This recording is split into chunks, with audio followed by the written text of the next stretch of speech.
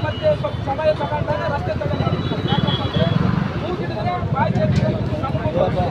ಆಯ್ತು ನಮ್ಮ ಮೇಲೆ ಕೇಸ್ ಆಗ್ತದೆ ಕೇಸ್ ಆಗ್ತದ ಅದಕ್ಕಿಂತ ಏನಾಗ್ತದೆ ಅದನ್ನ ಇನ್ನೊಂದು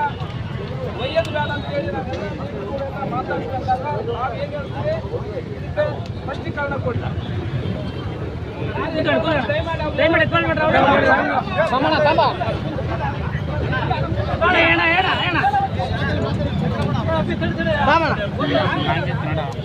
ಒಂದು ನಿಮಿಷ